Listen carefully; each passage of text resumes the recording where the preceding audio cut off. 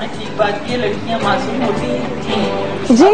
अच्छा, मासूम नहीं है, अब अच्छी बात है, समझदारी आ गई है, पढ़ी लिखी लड़कियां हैं और मर्दों के शाना बशाना चलना जानती हैं, जॉब्स कर रही हैं और बहुत सोशल हो गई हैं। बहुत अच्छी बात है। पहले जमाने की तरह नहीं है कि वो घर में अंदर ही घुसी हुई हैं और जो भी फैसला हो रहा है वो पेरेंट्स कर रहे हैं। लड़की का सर हिला दिया जाता था, हाँ बोलो, है ना। जी जी जी। तो अब वो नहीं है। ये बहुत अच्छी बात है कि लड़की लड़का खुद को पसंद, एक दूसरे को पसंद करते हैं और उसमें ये जरूरी है।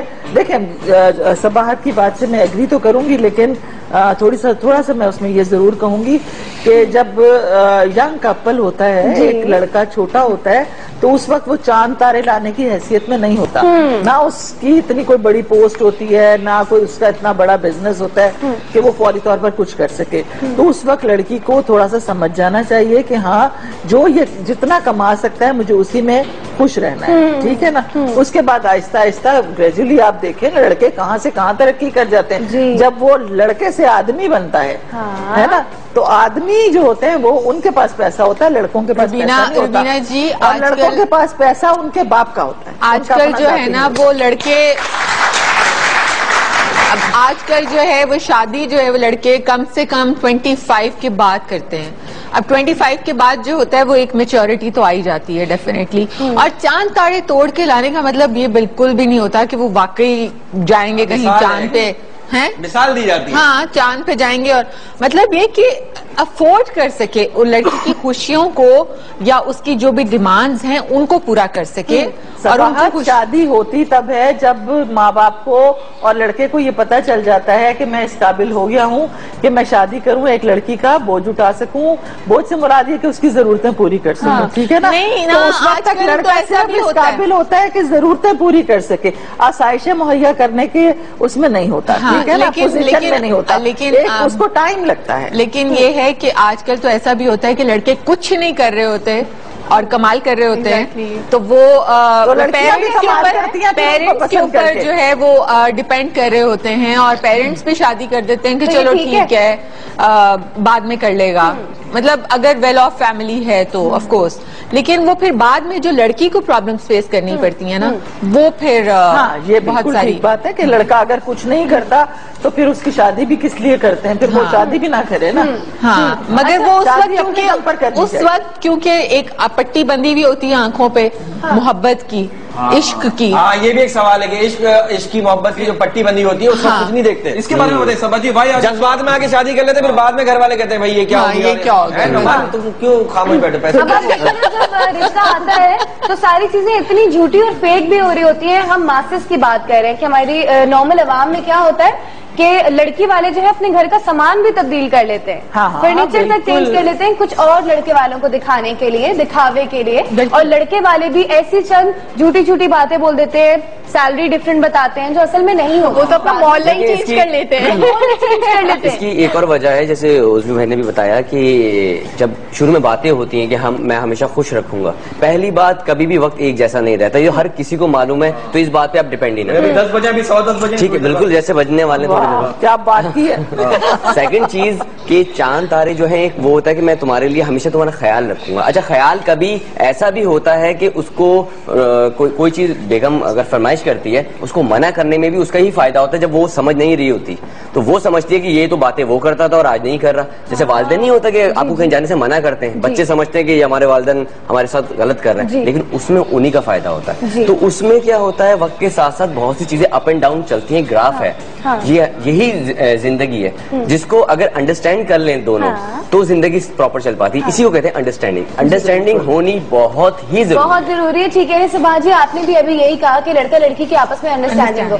अगर देखिए ना, दो लोग जो हैं जो यंग हैं आपस में, वो लोग तो खुद मैच्योर नहीं है, अपनी अंडरस्टैंडिंग आपस में ही डेवलप कर लेते हैं और इतनी ज्यादा कर लेते हैं कि फिर दोनों के ऐब छुपाने लग जाते हैं। दोनों की जो बुराइयां खामियां भी पता होती हैं वो बड़ों के सामने छुपा लेते हैं। वो वाली अंडरस्टैंडिंग ठीक है? नहीं, बिल्कुल भी नहीं। वो जो होती है वो वक्ती तौर पे होती है वो अंडरस्टैंडिंग। वही ना, असल में जब शादी हो जाती है और शादी के बाद जब लड़का लड़की एक दूसरे के साथ रहना शुरू होते हैं और एक दूसरे की बुरी आदतें या बहुत सारी ऐसी चीजें जो लड़की टॉलरेट नहीं कर सक रही होती या लड़का जो है वो बिल्कुल डिफरेंट एक उसका वो सारा दिमाग में चीजें होती हैं कि इसके बारे में तो मैंने ऐसा सोचा था और वो लड़की ये सोच रही थी कि इसके बारे में मैंने। अब सपोज एक लड़की को बहुत सफाई की आदत है और लड़का जो है वो उसी तरह गीला टॉवल बेड पे फेंक के चला जाता है, अपने जो सॉक्स हैं वो कमरे में फेंक के चला जाता है, जूते बिखरे हुए हैं। ये सारी चीजें जो होती हैं पहले नहीं पता होती ना, पहले तो आप अलग अलग घरों में रह रहे होते हैं। सर तो लड़की को फेंक के चला जाता है। तो फिर आप बिल्कुल तो क्या फायदा? तो लड़कियों को मेंटली प्रिपेयर होना चाहिए। मैं ये कहना चाहती हूँ कि लड़का और लड़की जो है वो शुरू दिन से एक दूसरे के साथ सच बोलें और एक दूसरे को अपनी सिर्फ अच्छी आदतों का ही मत बताएं, बुरी आदतों के बारे में। लेकिन मुझे तो समझ में नहीं आता कि लड़की है क्या। लड़की को समझना बड़ा मुश्किल। पहली बात तो ये लड़की समझ में नहीं आती। अच्छा सबा जी, मैं एक बात आपका क्लियरफिकेशन कीजिएगा। कहते हैं 14 से 25 साल की जो लड़कियां होती हैं वो फुटबॉल की तरह होती हैं, एक के पीछे 22 लोग होते हैं। 26 से 35 साल की लड़की क्रिकेट की बॉल की तरह होती है, एक कहना आती है बाकी सब तालियां बजाते हैं। और 36 से 45 साल की आंटी टेबल टेनिस की बॉल की तरह होती है, एक कहता है तू रख, दूसरा कहता है तू रख।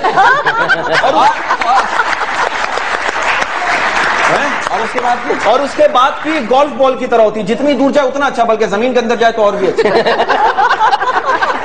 अच्छा, लेकिन औरत को समझना बड़ा मुश्किल है। Different package. और मर्द कैसे होते हैं? मर्द कैसे होते हैं? मर्द होते हैं शादी का लड्डू,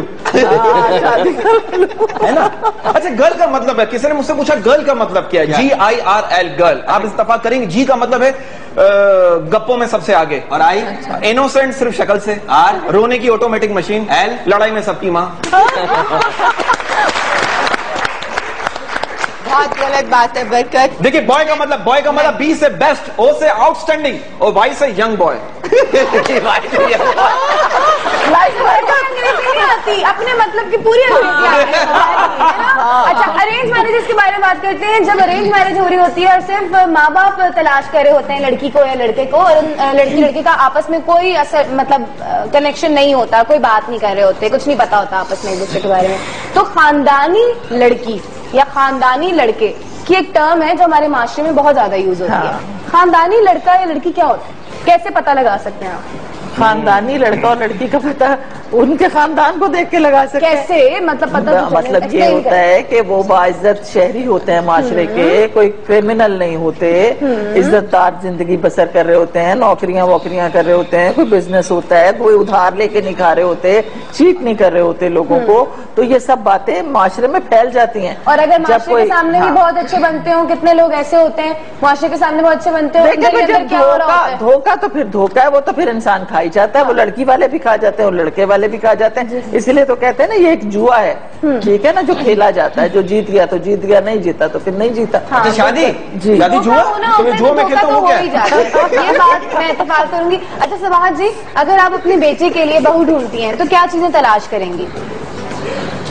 मैं क्या चीजें तलाश करूंगी? मेरा ख्याल में अब जो आगे जमाना जो आने वाला है उसमें तो वही बात है कि बच्चे खुद ही तलाश कर लेते हैं अपने लिए हर चीज, तो माँ बाप के सामने ला के रख देते हैं और कभी कभी तो नहीं भी लेकर आते हैं, खुद ही करके आ जाते हैं कि भाई ठीक है। और अगर अपनी बेटी के लिए दामाद तलाश करेंगी तो? दामाद तलाश करते हुए यकीनन उसका फैमिली बैकग्राउंड खानदानी होना सबसे ज्यादा जरूरी है। और खानदानी होने का मतलब जो है वो ये है कि मतलब उसके अजदाद, उसका जो एक शजरा जो है वो चेक किया जाता है, उसका शजरा क्या है, उसके जो फोफादर्स थे वो क्या करते रहे हैं। अच्छा सॉरी, एक यतीम बच्चा है फर्ज करें, उसके माँ बाप नहीं, कोई भी रिश्तेदार नहीं, लेकिन वो एक बिजनेसमैन बन गया और वो करोड़पति बन गया, उसको कैसे मालूम करेंगे आपके उसका खानदानी शजरा, या सिर्फ पैसा देखेंगे? नहीं देखो, वो उस लड़के को तो पता होगा ना। यतीम से मतलब क्या कि कहीं किसी नहीं ऐसा होता है ना कि भाई एक यतीम खाना में बच्चा पला बड़ा, तो ये बारिश के साथ गिरा, वो एक बिजनेसमैन बन गया, नहीं होता है ना यार। उसके खानदान में कैसे पता करेंगे, या फिर सिर्फ पैसा देखेंगे? ऐसा नहीं, फिर आप सिर्फ पैसा नहीं देखेंगे, फिर आप पहले तो आप उसका बैकग्राउंड देखेंगे कि वो किस तरह पला बड़ा है और किस तरह उसने किस माहौल में परवरिश पाई है। और जाहिर है अगर वो उसने तालीम हासिल कर ली है तो वो एक जिम्मेदार और अच्छा इंसान बन चुका है। तो फिर बाकी सारी जो उसकी बुराइयां होंगी या बाकी सारी जो चीजें होंगी वो फिर पसे पर्दा चली जाती है। खानदान में मैंने शुरू में भी कहा था कि एक बुजुर्ग होते हैं जो ये शजरा पूछते हैं, उनको ये चाहिए कि उसका क्या? लेकिन शजरा ठीक है वो मैं मानता हूँ, लेकिन कभी कभी ऐसा भी तो होता है, दो भाई हैं, एक बहुत नेगेटिव होता है और एक पॉजिटिव होता है, तो वो शजरा शजरा कहाँ गया उसमें बंदा नेगेटिव वाले में? शजरा अक्सर जगहों पे काम नहीं है, फॉर्मूला कभी भी वो चेंज भी करना पड़ता है। शजरा से मतलब ये होता है कि देखिए बहुत हमारे मुआशरे में खासतौर पे इंडो पाकिस्तान में ये जरूर देखा जाता है कि इसके वालिदैन और उनके वालिदैन क्या करते रहे हैं। ठीक है ना। अब लड़का अच्छा है या बुरा है, या बहन भाइयों में से कुछ अच्छे हैं, कुछ खराब हैं, कुछ बुरे हैं, तो वो तो हर घर में होता है। मतलब जो भी है वो तालाब में सारी मछलियां एक जैसी नहीं होती। ये आप जैसी सोच हर कोई नहीं रखता। हमारे मासेस में देखा जाता है कि अगर घर का एक फर्द खराब है या एक फर्द के साथ कुछ हो गया तो सारे भाई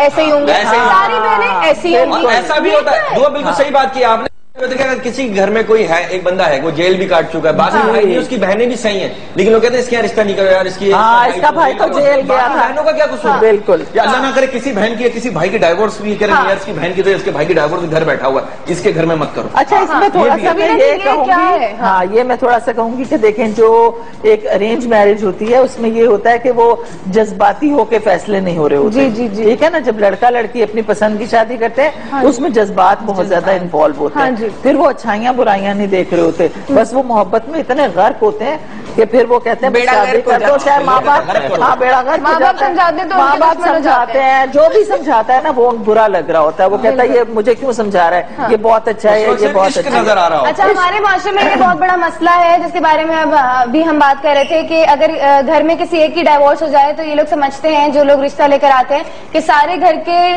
तमाम अफराद एक जैसे होंगे। हाँ, ऐसा तो इस बारे में बात करेंगे ब्रेक से आने के बाद। छोटी सी ब्रेक लेते हैं, कहीं मत जाएगा।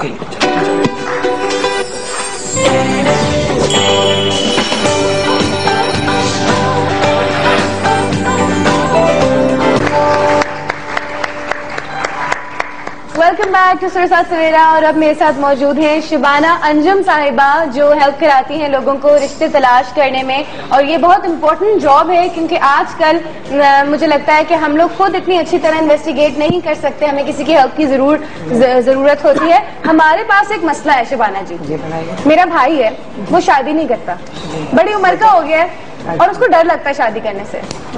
मैं उसको एक तरह से जिद कर रही हूँ कि शादी कर लो, शादी कर लो, शादी कर लो, नहीं करता। आज ऑडियंस में से मैं